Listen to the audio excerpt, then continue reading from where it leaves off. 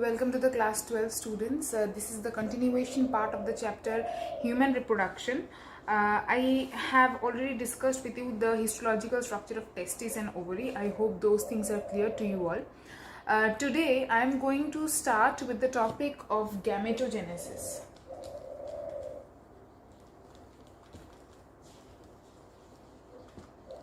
Now, what is gametogenesis? The word gameto comes from the word gamete. You know what gametes are, right? Gametes are basically sex cells or reproductive cells which are of two types, sperm and ovum, right? So the process of production of any gamete is known as gametogenesis. Basically the part of this term genesis means synthesis. Okay, so gametogenesis is of two types: spermatogenesis, which is the production of sperm, and the production of ovum or egg is known as oogenesis. Okay, so gametogenesis, which is the production of the gametes, either sperm or ovum, is of two types: spermatogenesis and oogenesis. So we will discuss about both spermatogenesis and oogenesis in details. So today we will start talking about spermatogenesis. I will show you the full flow chart of spermatogenesis, which is very much important for your exam. If you get questions like explain the process of spermatogenesis, you will have to write that pathway fully with all the details. Okay, so today I will talk about, actually the spelling is wrong here. Okay, so today I'll start talking about spermatogenesis, and in the next online video I will discuss about oogenesis. So this is the flowchart of spermatogenesis. You need to learn the flowchart because these are very important for the question. Your book has one flowchart, and this is similar to it but a little more simpler to understand. In the online class also I have made you write the flowchart of spermatogenesis, and while you get questions like explain the process of spermatogenesis with a flowchart, in that case you only have to give this flowchart with all its details clearly. Details as in the steps, haploid, diploid, means what type of division, everything you will have to give. So now let's talk about what happens during the process of spermatogenesis. Now, as you can see here, the process of spermatogenesis starts with spermatogonia, which is 2n. It is written here, which is 2n. Okay, so basically it is a diploid cell known as spermatogonia. Next, this spermatogonia undergoes mitosis. What is mitosis? Mitosis, you all know, is a equational division. Equational division means here the mother cell will divide and form two daughter cells of equal chromosome number. Means everything about the daughter cell will be similar and same, and the chromosome number will same. Everything will be same to the mother cell. Okay, so by the process of mitosis, spermatogonia, which is diploid, produces primary spermatocyte, okay, which is also 2n. Because why is it 2n? Because obviously mitotic cell division has taken place.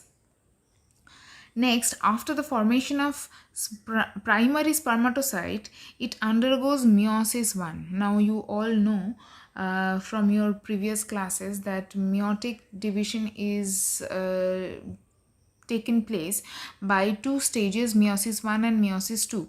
Basically meiosis 1 is the reductional division, where one mother cell, one diploid mother cell produces 4 haploid daughter cells. Okay, so basically the reduction of chromosome number takes place there. Okay, so the full meiosis is basically from one diploid mother cell, 4 haploid daughter cells will be produced, but it also takes place in two steps, meiosis 1 and meiosis 2. So what happens during meiosis 1? Reduction of chromosome number takes place from the mother cell to the two daughter cells. So as you can see that here the mother cell is diploid and the two daughter cells that are produced are haploid. Okay, so let me clear this up a bit and you can understand things better. So going back to our second stage of spermatogenesis, primary spermatocyte, which is diploid, undergoes meiosis 1, which basically is a reductional division and produces two haploid daughter cells, which are known as secondary spermatocyte. Is this clear? So primary spermatocyte undergoes meiosis 1 to produce secondary spermatocytes. Now these secondary spermatocytes, which are haploid in nature, they will undergo meiosis 2. So meiosis 2 is nothing but the second meiotic division, where equational division only takes place. Means the second meiotic division is just like mitosis, where equational division takes place. That means from, let me clear it up a bit. That means from one haploid mother cell, two haploid daughter cells are produced. That means the chromosome number in mother cell and the chromosome number in daughter cells are same. So here also same case.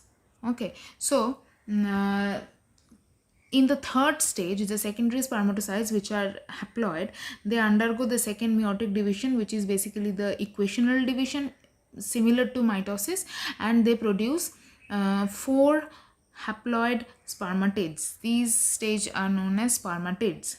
Now these haploid spermatids, let me clear it up again. Now these haploid spermatids, each haploid spermatids will undergo the process of spermiogenesis. This is basically spermiogenesis, spermiogenesis, spermiogenesis, to produce spermatozoa or sperm cells or just sperm. As you can see that fully grown sperms are produced by the process of spermiogenesis from spermatids.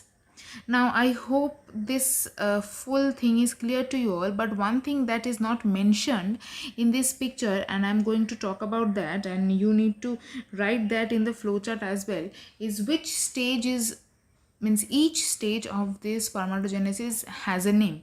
So let's talk about which stage is known by which name. Okay, so just doing a quick revision. First stage is when spermatogonia, diploid spermatogonia, undergoes mitosis, which is an equational division, and produces spermatocyte, which is also 2n. Clear? Now this primary spermatocyte, diploid primary spermatocyte, undergoes meiosis 1, which is a reductional division, and produces haploid secondary spermatocyte. Now this secondary spermatocyte undergoes meiotic second meiotic division, which is again equational division, and that is why haploid remains haploid even after cell division. So haploid secondary spermatocytes undergoes second meiotic division, and they produce haploid spermatids. So 2 secondary spermatocytes produce 4 spermatids. Now from 4 spermatids, by the process of spermiogenesis, it produces matured spermatozoa or just sperms, which are again haploid in nature. Okay, they just grow, these spermatids just grow and produce haploid sperm cells, and we all know that the gametic cells or the sex cells are haploid in nature, and when they combine with another gametic cell, which is the ovum, which is also haploid, they will maintain the chromosome number of the that particular species. Okay, now this name of the phase. So this phase is known as multiplication phase. I'm writing in short.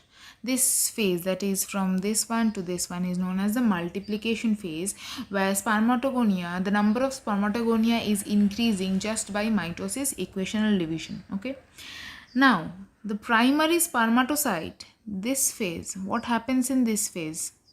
It is the growth phase. It is known as the growth phase, when the primary spermatocytes undergoes first meiotic division and it produces secondary spermatocytes.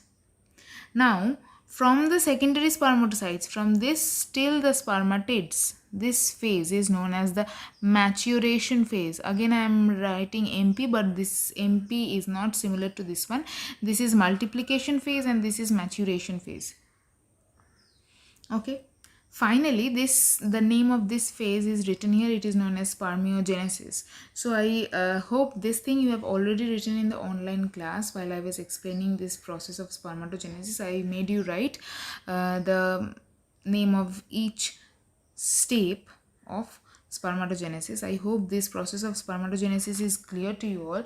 So basically what happens after the spermatogenesis, from one diploid spermatogonia, 4 haploid sperm cells are produced. One diploid spermatogonia produces 4 haploid sperm cells. Okay, so I hope this thing is clear to you all. In the next video I will talk about oogenesis.